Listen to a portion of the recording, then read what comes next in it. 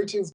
Thank you so much for tuning in. Welcome to earGROUND, Your Voices Amplified. This is the platform where we get to speak to artists, Zimbabwean artists, and creatives that are working in the field. And today we happen to have an artist, a producer, a director, so many titles. He's one guy who I regard as the foundation for urban music in Zimbabwe. And I, speaking to Mr. Ayeye Umsindo, Sanii MAKHALIMA, Unjani. My guy, I'm good, Baba Gujan. What's cracking? Hey, Nah, nothing, man. I'm just, thinking the plot guy is giving me so many titles, director, founder, pioneer, what? Anyway, yeah, no thanks, Mike. I know I'm good. I'm good. Right. I feel you deserve that. Let's start off the foundation. Sanii MAKHALIMA, growing up, you grew up in Blawa in Harare. What was your background like? I actually grew up in Harare. I've never stayed in Blawa, contrary to popular belief. Yeah, we grew up in Harare. I went to Groombridge Primary, Mount Pleasant, and then I went to Vinona High School, just down the road actually from where we used to stay. At Vinona, that's where I met people like Nesto, Cindy, David Chifunyise, who else? David, I said David Chifunyise, what's his name? Alexio Kawara. So this is where I met most of these other musicians. Then I went and I did my high school, or my A levels rather, at ILSA College, ILSA and Spaces colleges, and then I went to study in South Africa. So I pretty much grew up in Harare, and that's where everything took place for me in that regard. Yeah. Great.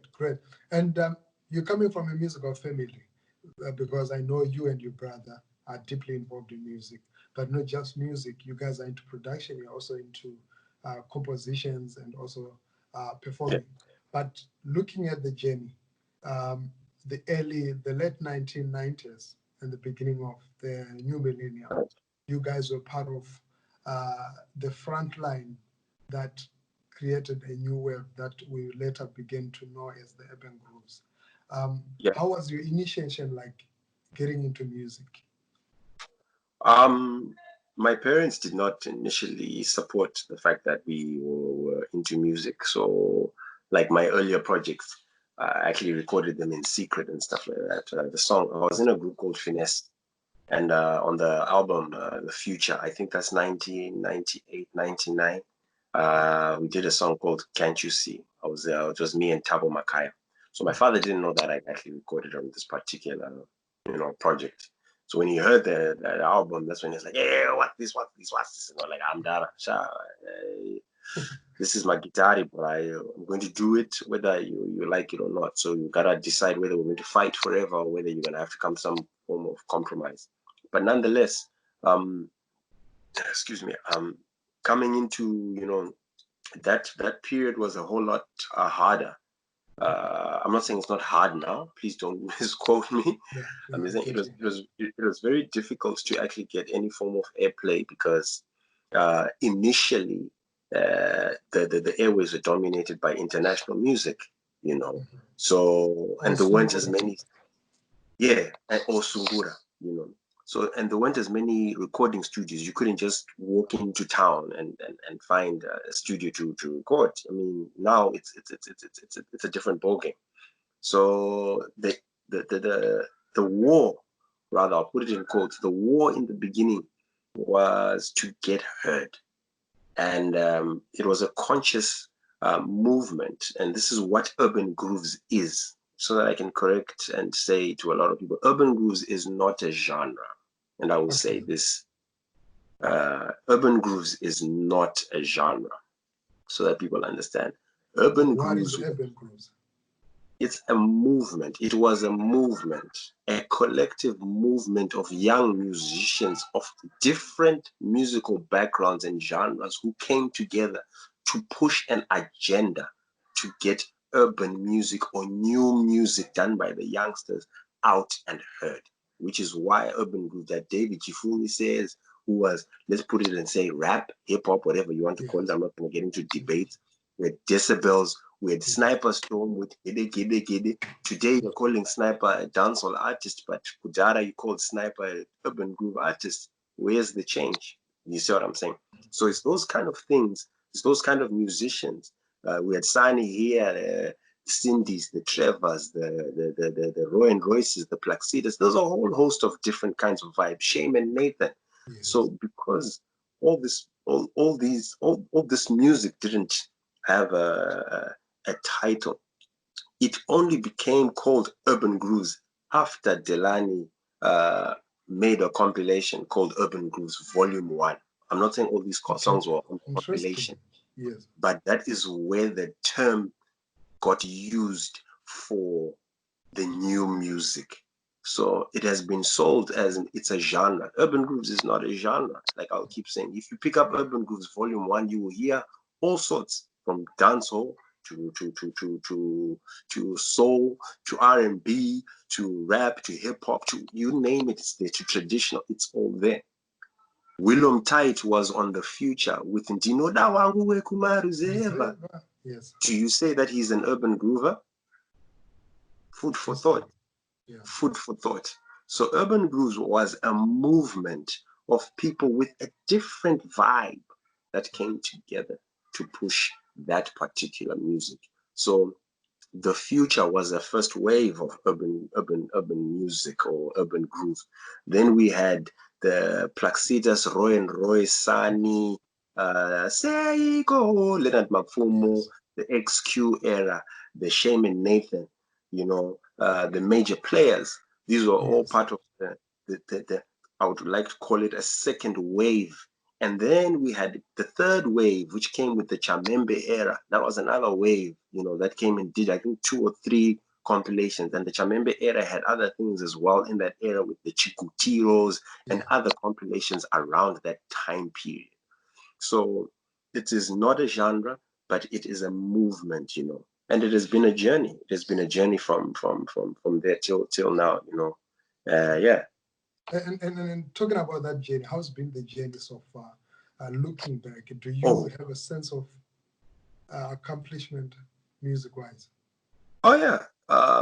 Look, it was not an easy journey.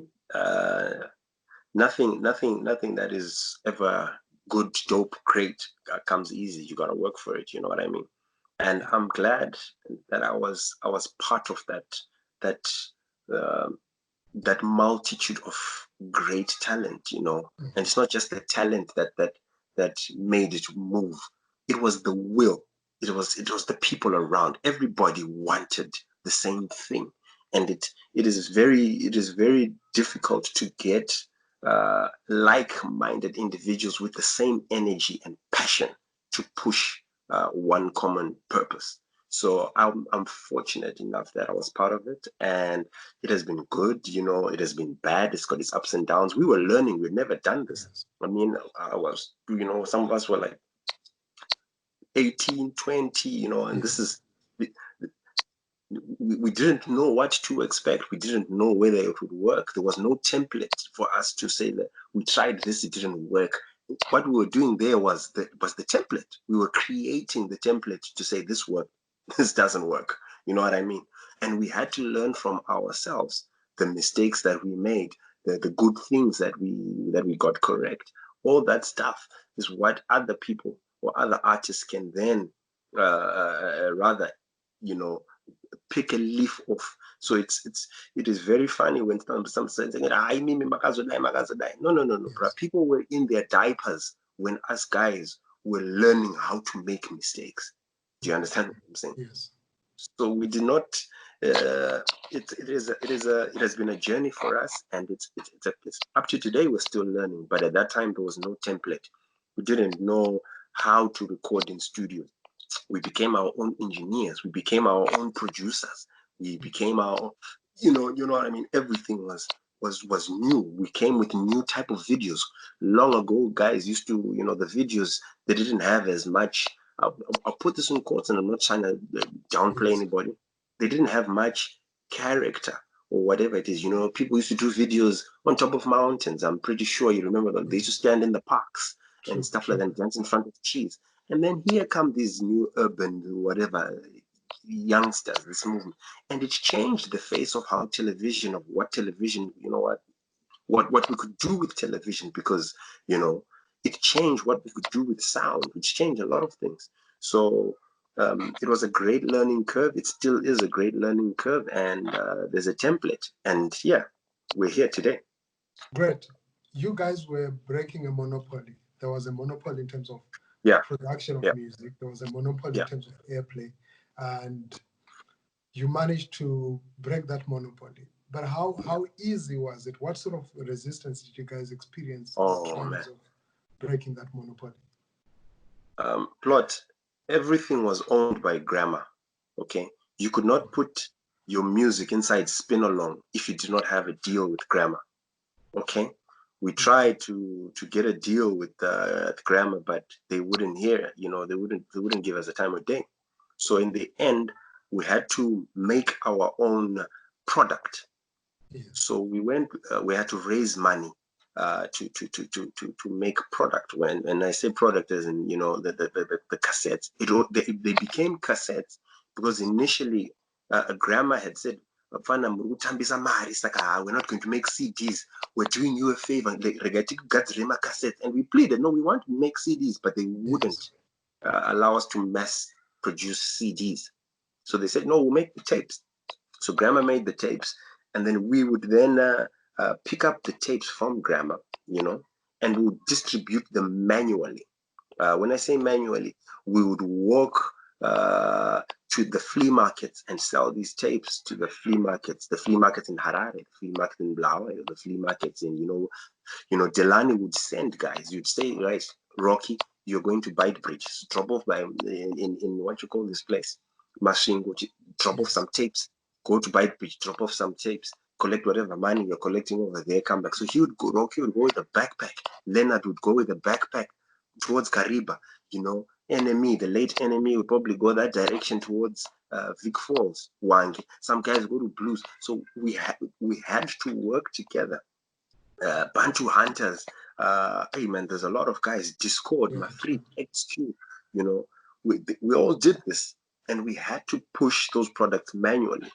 So the only time that we actually got a recording deal or distribution deal, let me not say recording deal, excuse me, a distribution deal, we had sold, I think, manually almost about 80,000 units of product, if I remember correctly, that guys had pushed over the months. And then Grandma was like, you guys, you've come in here every day picking up cassettes, going, where are you putting these cassettes? And we're like, no, we're taking them to the people. And they're like, nah, we don't believe it. Like, where the hell do you think we're going to put 80,000 cassettes? So that is only when Grandma gave us a deal, the way they would then make the product and distribute it into spin-alongs and things like that.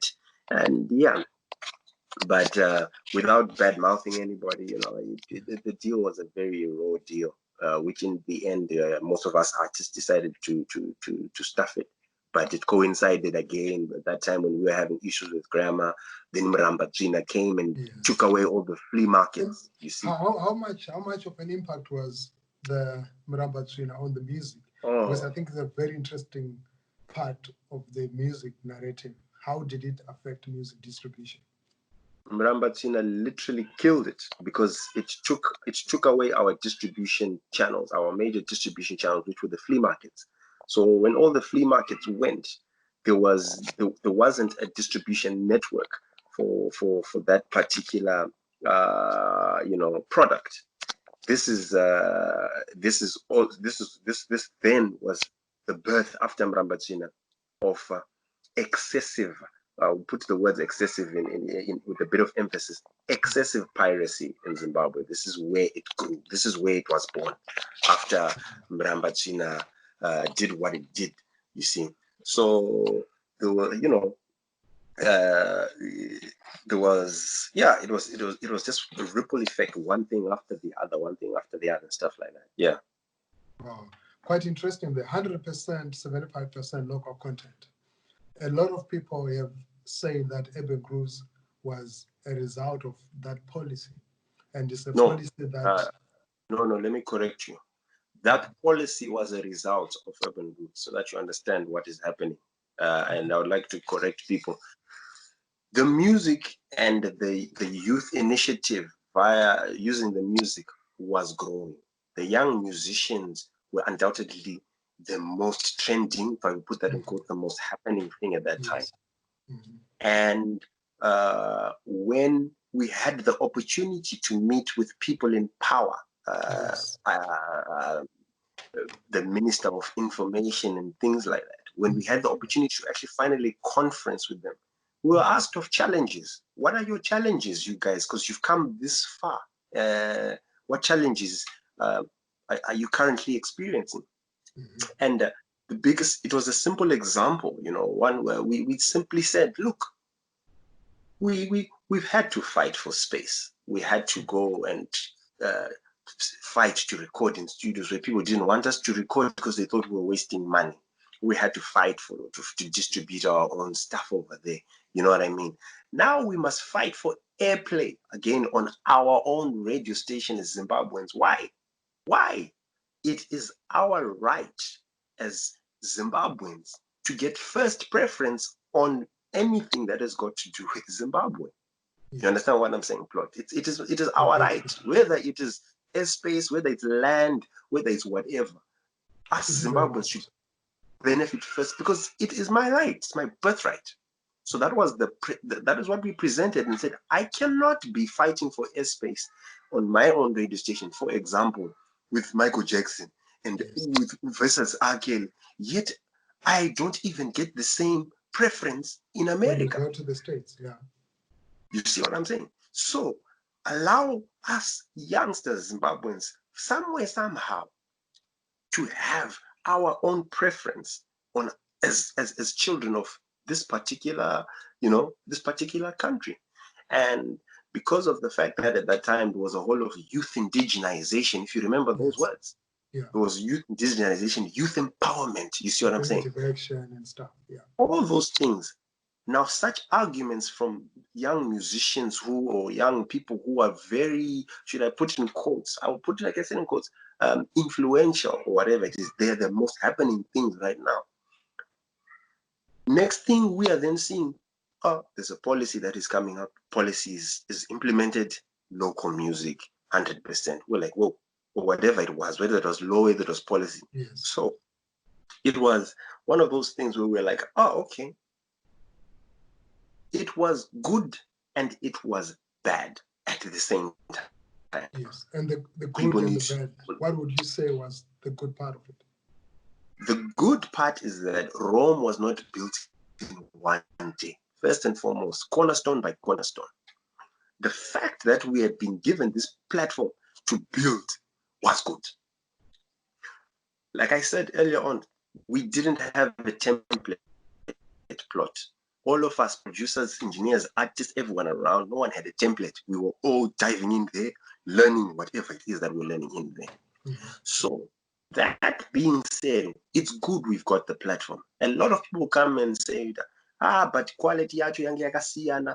100%. I totally agree. I acknowledge. And I will say it was very necessary for us to make those mistakes so that we could learn from those mistakes. Today, Plot, you drive earGROUND. You are the CEO, MD. You can tell this is a shoddy recording, this is a good recording, because you've now got the experience. You've learned from the past. You've learned from the good and the bad. So those are lessons that we needed to things that we needed to go through as children or as youngsters who are, as growing in that industry. We needed to make the mistakes, and those mistakes helped us. The good stuff helped us. The bad stuff helped us. You know what? So now we know that I can't record in an environment like this because my sound I would, or I can't record. Yeah. So we've all learned that, and if you've checked out over the years, in as much as we talk about good, the bad, I think that a lot of positive has come out of that. Even after they then said, "Good, we are now scrapping off this 100% or this policy or reducing the threshold." I really believe that it has changed the way people see the local stuff, because it wasn't just music plot; it was 100% local content. So if it was drama that you're shooting, it deserved first preference. So you also had to learn. The film industry had to learn. You know what I mean? The cameramen, lightmen, gaffers, everybody. There's so much that went on that people had to learn. So in that regard, it was good and bad. But I think there's more good that came out of it than bad. Quite interesting. Those days, there was no so much internet. Internet was still like a very new phenomenon. Oh, what? There was no social media, but you guys were connected. Where were you deriving your power from? Because you managed to not only meet the ministers. I know you had a meeting with the late His Excellency Robert Gabriel Mugabe, and that speaks volumes to the amount of influence that you guys had as a movement, as artists. Where were you deriving that power from? And also, I'm curious to know, what was your conversation with the Excellence? Right, your first question. The power and to continue, like I said to you, Plot, it was a drive. We were hungry, it was something that we pushed each other, we would get up early in the morning, people would be like, I would get up early, would literally sing the whole day. We didn't have as many responsibilities those days, I think your responsibility was bebravo, if anything, you know what I mean? That was the biggest. But one could afford to literally spend the whole day in the studio, or to afford to spend the whole day doing nothing but their craft, or something associated with their craft. Kutengesa sama cassettes, learning how to engineer, writing songs. Do you understand what I'm saying? And we pushed each other like that, because the thing is that we knew that the only way we can get better is to practice. And we had to do whatever it was to just get better. To get better, we had to practice. We pushed each other. We were people who were competitive, but people who helped each other. We were not competitive in a destructive manner. Do you understand what I'm saying?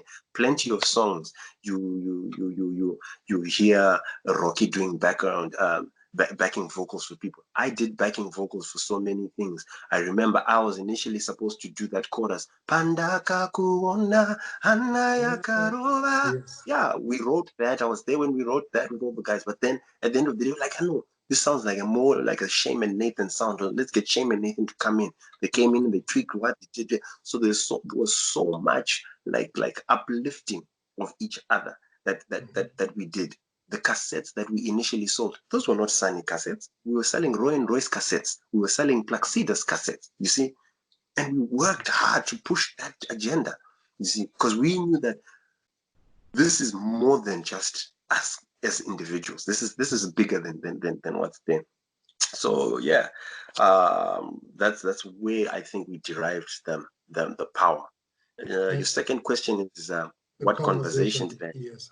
I had the pleasure, or whatever it is, that people may call it, of meeting His Excellency Robert Gabriel Mugabe. More than once, actually, more than once. It was a few times. But the one conversation that struck is when I asked him, and I said, why doesn't government intervene and do sponsorship like they do for other sectors, for other industries? And then he said to me in simple English, your music is not an industry. And I was like, what? He said, it is not an industry where we as government come in to benefit industries and not individuals or oligopolies. Okay? I said, okay. Oligopoly at that time in our so-called industry was Grammar Records. Now, Grammar will scout the artist, they'll look for the artist, they'll record the artist, mix and master the artist, shoot the video at Grammar Studios, market, distribute, and push the artist. That's under one house, Papa.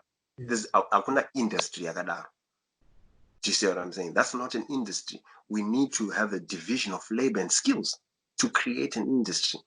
What am I saying? I'm simply saying let McDonald's Chidawayenzi produce the music. Go and then let Take 5 record the music. Sanii will mix it. Sanii will then take it to Lazy T, who's then master that song. Lazy, you know what I mean? Even in the recording process, the producer will bring other background vocalists who you understand what I'm saying? It goes to Grammar where it gets mass produced. The sleeve is designed by Plot. The video is done by director. Yes, you know what I'm saying. The cameraman Papo is Ningi. That one song, if you look at how many people have fed off that one project, or that, you find out there's a big, you know what I mean? So by the time it gets to the end user, that one product would have gone through 50 breadwinners, 70 breadwinners. Interesting. That is what they meant by industry. But what is happening now? Sanii records his song over here with his laptop, sound card, and everything. Yeah. He goes and talks to Plot, who comes carrying a nice 4K camera. You understand what I'm saying? We're shooting in the light. We don't need we're using natural light, which is the best light. We shoot, the two of us. You take it, Plot, you edit it, you fix video. I talk to you at the same time. I say, please just design me some simple sleeve. Or I go on the net and I download the JPEG. I put my name on it. Next week, I'm putting it on iTunes. Two of us have made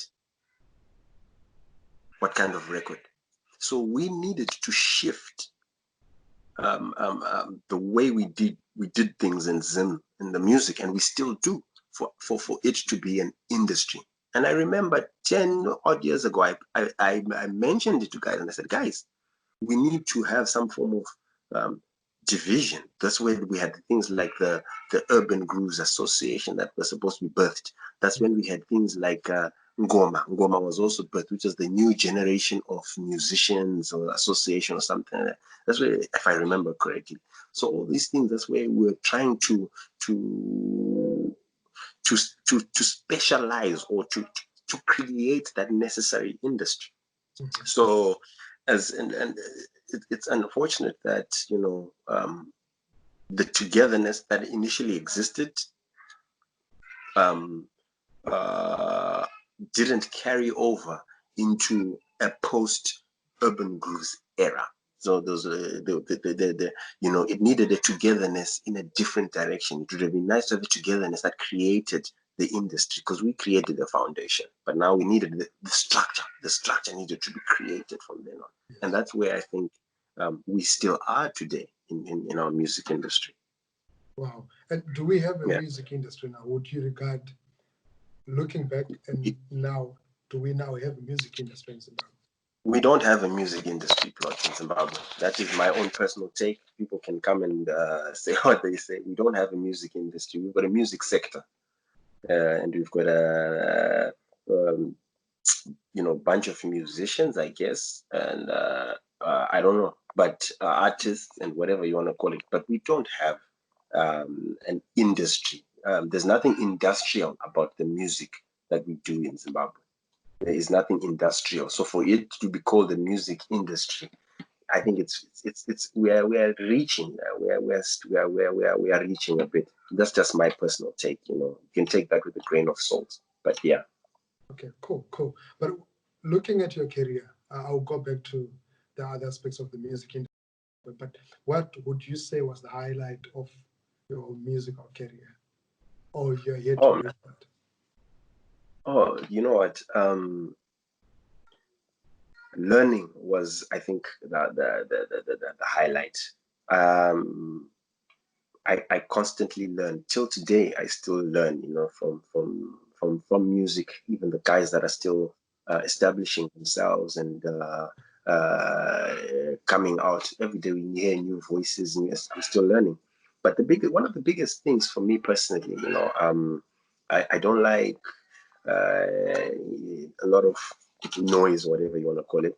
But for me, I'm a very sensitive person, and I have forged friendships. I've got guys that I call my brothers that if I'm stuck, I can phone and say, Yes. and that for me has gone a long way. I've known some of these guys ever since I was 13. You know what I mean? That's a long time, it's pretty much my whole life.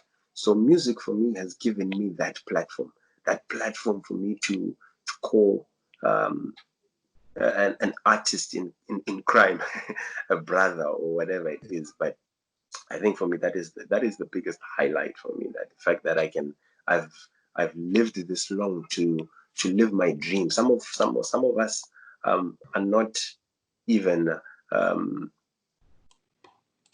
at the verge of living some of our dreams. I've got many dreams, and I'm glad that the music was one of them that I lived, and I enjoyed it sometimes, and sometimes I didn't enjoy it. But it's something that I can say I did it, and it's good, So yeah.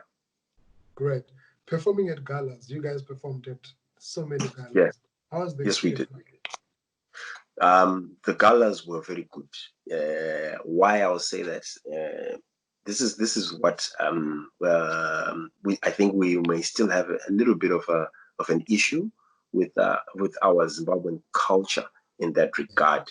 The moment government is involved, then everybody says it's political. And granted, it's allowed to. People are allowed to have their own opinion, and it's okay. Galas paid us lots of money for short time. You know what I mean? You could call it short time or whatever. The money aspect, it's what we call choramari. Do you understand? You go there 15 minutes, pure mari, and it's a no-brainer. I will ask you a question, Plot. Are you telling me, or can you say that the biggest network provider in Zimbabwe, whoever that is, I'm not going to go and do names and stuff like that, are you saying they don't sell airtime to the government? They do. It's a service. It's a service. They sell airtime to everyone. They sell airtime to everyone. Now, today, if somebody else decides to sing at a gala, remember, most of these galas were not, if you really look at it, a gala was not a party function. It was a national function. There were national functions. There were independents. There were whatnots. There were this. You know what I mean? Most of them. Please, some I may be wrong, but I'm trying to put that. Now, as a service provider, do I refuse to give my service to party A or to party B and things like that? What I'm simply trying to say to you is that business is business. And in as much, yes, it's a different form of business. Like I said, I'm probably going to be flamed over here for saying all this. I get it and I understand. What people need to understand, that a musician is a service provider, like an actor, like a combi driver. Whether there's a gala or not, combis move. They ferry people of whatever nature. They make money. So in our own little space where we are allowed to make money, or whatever it is, and get paid for, I believe that it is okay for an artist to attend a national function and do that, and try as much as to keep in in his particular lane. If an artist wants to then go and be political, that's up to them.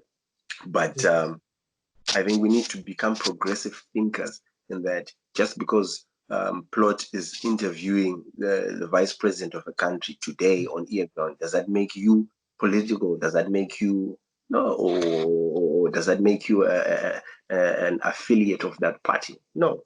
Yes. These are the kind of things I think that maybe our generation may not understand, but the next or the generations after will have that progressive mind, I believe.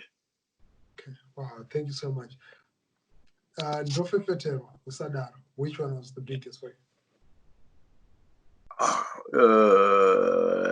When you say big, you're talking big in what sense in now? terms Because of impact, in terms of career-wise, one that really brought so much value to your musical career. I will say this, and I'll tell you.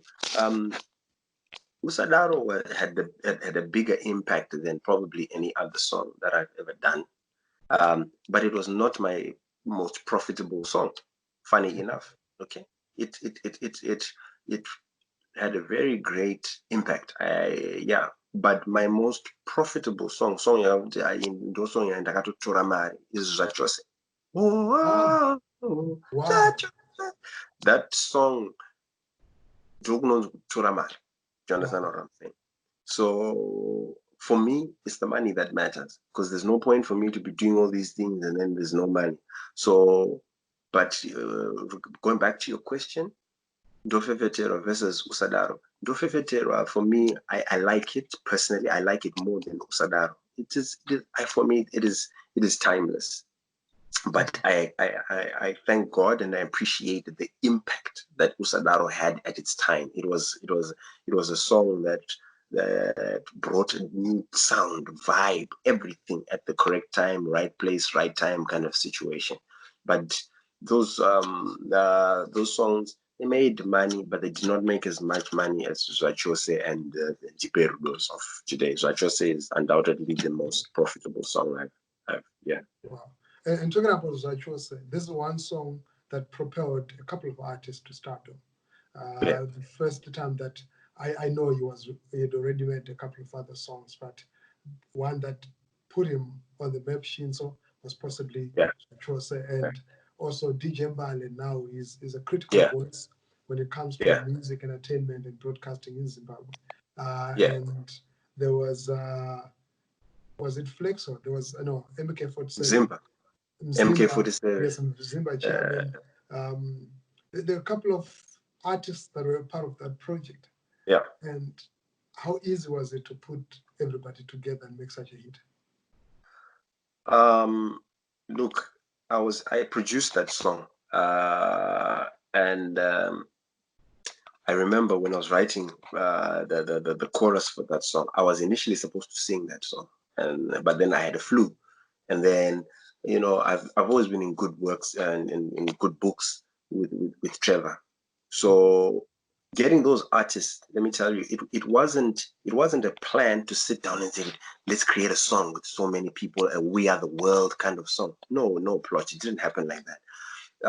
The initial Zwachose, the first one, it was supposed to feature Leonard Magfumo and Extra Large, and I think XQ. If I remember, I don't remember because it's a while back. So that's what was the initial plan. And then I had already like a demo melody. So it was still, and I was like, when the guys come. But what ended up happening is that I started writing that particular chorus, and then the studio was in town, so I used to have a lot of artists that used to visit. They used to come in, they used to pop in and things like that. So Hazel of Azania, she was in the studio at that time when I was creating, and then Trevor came. So I was like, no, you know what, Trevor, let's do this together. Then we can present the demo, then we can take it to the other guys. So then Trevor sang the chorus, part of the chorus. And then Hazel was in the studio and Trevor was singing. And then she's like, you, murifunga kuti mungaite record rakadai so murimake ndikutodawo ndezvenyu izvozvo. I'm going to be a part of it, you see.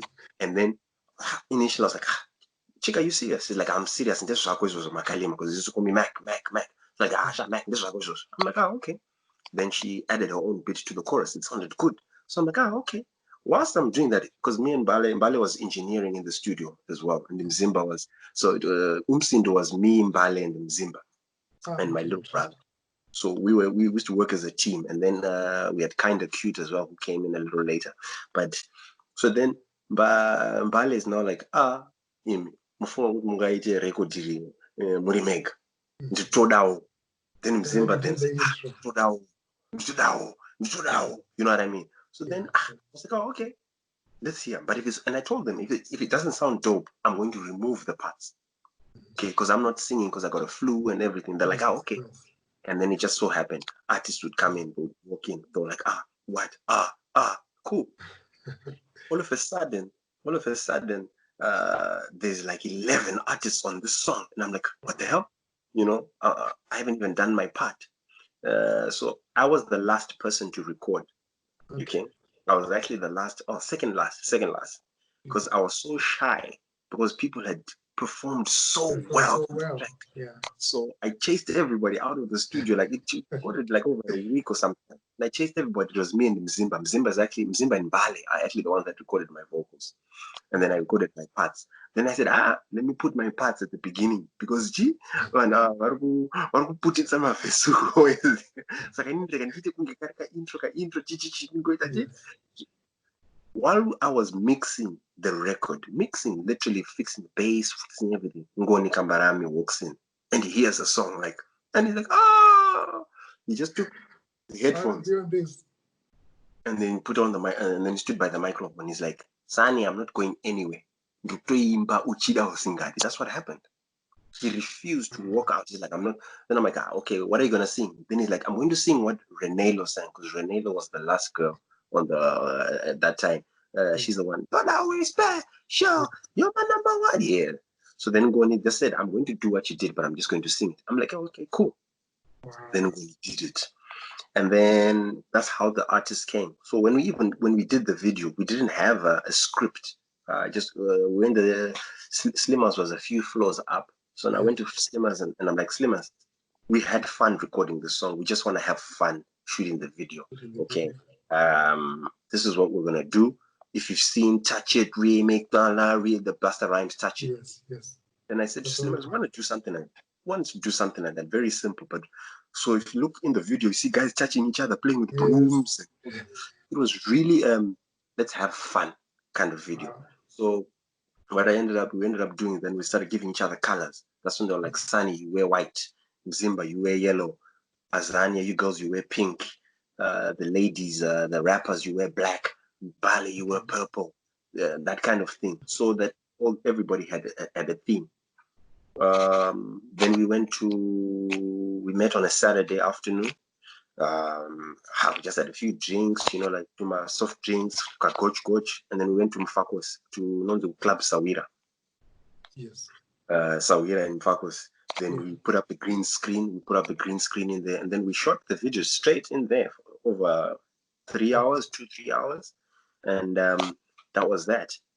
After that, I bought 10,000 DVDs, and I put the Joseph video on those 10. Yeah, I gave them away for free. Then we went and we gave them away for free, like in the different ghettos. So we went to this ghetto, then we gave like 1,000 today. Went to that ghetto, 500, different ghettos. I think over the course of a few days, that's what we did. And then people started burning the DVD themselves. They started, you know what I mean?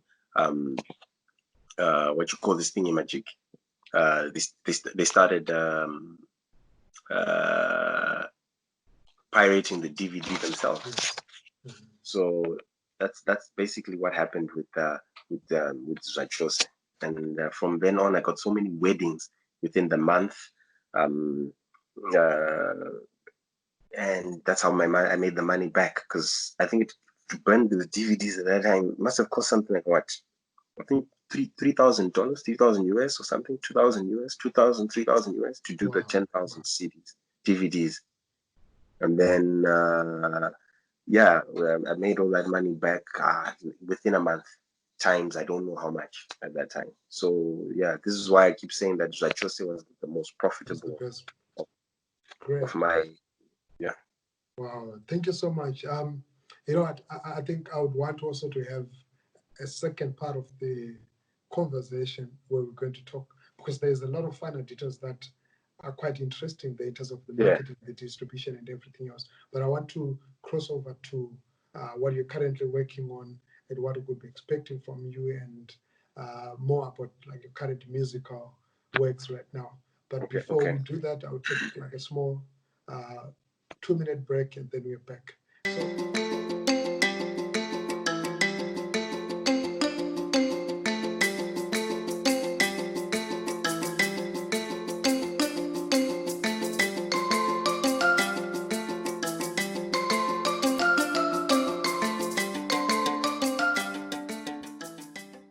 before we end the conversation, we'll definitely have a part 2 of this conversation. Quite interesting, a lot of points that he brought in that I feel they need to be expanded. We need to develop this conversation and talk more, quite profound. We're talking there about your music currently. What are you working on? Are you still producing? Are you still singing? Some say Sanii Achabatika music. Are you still doing music? Plot, I'll tell you straight up. Music has given me so much. Okay. But music has taken away also so much. There's certain things that come, there's, so in my time of trying to balance out life and music, I had to choose between trying to raise my kids because I wanted them to know me for who I was and not for that person on television. And I knew that it would get hectic and all the round trips and, so because I really had to, I'm the kind of person whereby I pick up my kids from school. When you get home, they eat. After they eat, I do homework with them. There's no, you know what I mean. So I'm pretty much hands on. So I didn't want a situation whereby I couldn't be able to do that for my kids. You've seen my videos. If you've checked out my social media, I go to the school. I do my father's races and things like that. That's basically. So that being said, I did a lot of self realization or reflection. I needed to release just enough music for me to just say that I did it, I can still do it and stuff like that. But that era is gone now. My kids have grown now. They're bigger. They're wiser. I think they're at a stage whereby everything is different now. So that being said, you will hear a lot. You're gonna get so sick of hearing the music that I'm gonna be releasing, primarily because all I ask is, people need to stop looking at the Sanii that was and try to, be there in my movement into the Sanii that I want to be or that I would like to grow to be. Okay, it might work, it might not work, but it's music that I wanna sing now. It's things that I wanna do now. So there will be a slight shift in sound in terms of what I'm gonna be bringing out. Yes, there will be you reminisce with some old stuff and or the old vibe, but there's going to be a really, I won't say drastic shift. There's going to be a shift. One of the major things that has been, I think, a bonus for me because I always see people trying to, they some people have got a lot to say about us creatives, and that's fine. But people tend to forget that some of us creatives are fully creative from the get-go. We write the music, we produce the music ourselves, we record the music ourselves, we mix the music ourselves. Industries, you know what I mean? So you find out that there's a lot of creative juice for me to write the song, produce the song, make the music by myself, mix the song, master the song. Where other artists, they just go into studio, write, record and sing, and everything else is done for them. So you find out that this is one of those elements or this time in my life whereby I'm incorporating a lot of different producers. I'm working with Oskid. I'm working with Nyasha Timbe. I'm working with Lee K. I myself am producing. I've got some other international producers that are going to be on some tracks. So this is what I'm saying. It's got a lot of different vibes. Odious is going to be doing some stuff. Odious and Tower is going to be doing some stuff. So there's a lot of color that I'm trying to bring out in terms of my songs. I'm working with Julian King from the United States in Dallas. We're doing something. Yeah, you see, I'm working with Brian Mira. I'm working with a different, different kind of people that I want to be pushing on these particular songs. So yes, the music is coming. Yes, it's definitely there. It's actually almost in the stages of being released now. But yeah, it's just I will definitely release. I think I'll be releasing 3 at a time, 3 videos at a time, and things like that. Two to 3 videos at a time at each stage. So I think the next will probably be in about a month and a half or something. Month and a half. That's when I will start. Let's just say 2 months. But yeah, it will have its own marketing campaign, and the music will start from there all through till I stop writing songs. So yeah. Right. And we saw you recently put all your music, almost all your catalog Yeah. is now available online. And now we're on lockdown. There are a lot of changes, a lot of dynamics, online shows and stuff. Yeah. How important is it for somebody to have their content online and be able to manage it and control it and own, their music rights and the dashboard and stuff? I don't know about other artists in Zimbabwe. Most of these artists that I've seen with music online don't own those publishing and distribution licenses. They've actually given them to third parties and things like that. And I hope for their sake it's beneficial for them. Over the course of my career, I have been very particular about the rights to my songs. I'm very particular about the rights to what I produce. You know what I mean? If I make a song with you, Plot, I understand my copyright law very well. You understand what I'm saying? So I'm a very finicky kind of person. Up to today, I still get paid royalties for a lot of songs that I've produced within Zimbabwe, whatever. My bond, oh, yeah, do you understand what I'm saying? It's because of the fact that I built this foundation years ago. It's not something that I started doing now, and I had to be really direct about.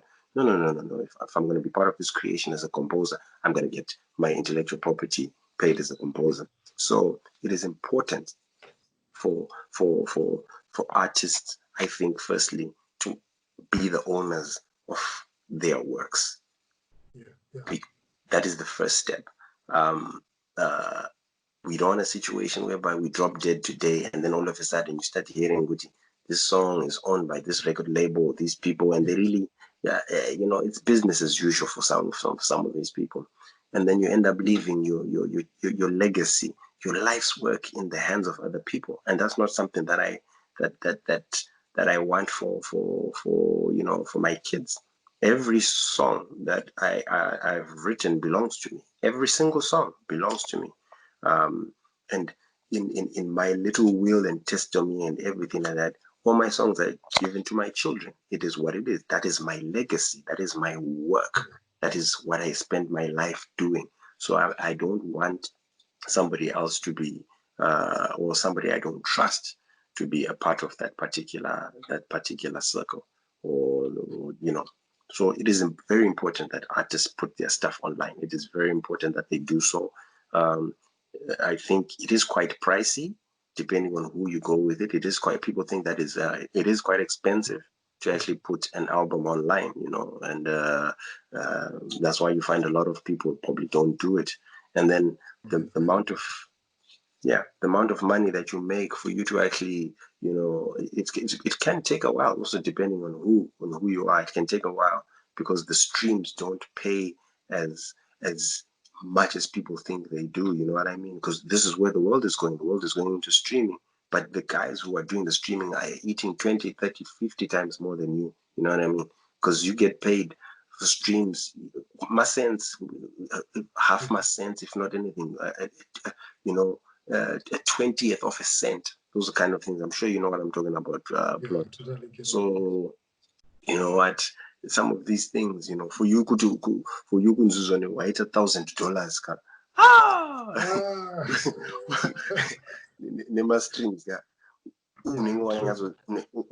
Stream. And I'm being real, you know what I mean? For you to do 100,000 and things like that, you would have really streamed.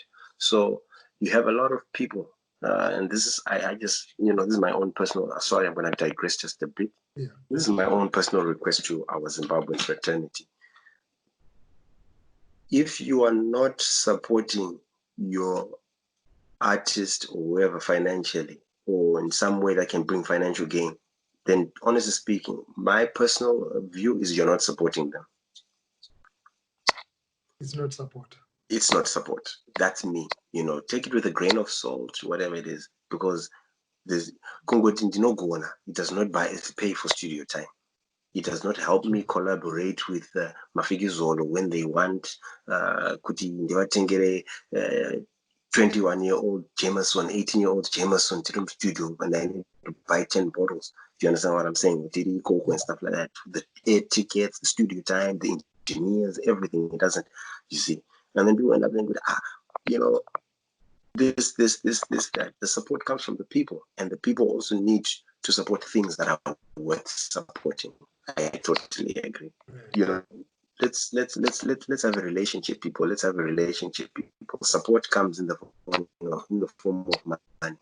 If this is why even child support panobuda mari, kana uchisapota mukadzi wako panotobuda mari, saka kana uchizosapota artist panotofanira kutobuda mari. Do you understand? Yeah, saka yeah, that's my thinking. But like I said, take it with a grain of salt. Thank you so much, Sanii. It's been awesome. It's been great speaking to you. Definitely would want to do a follow-up on this. But before you go, 2 requests.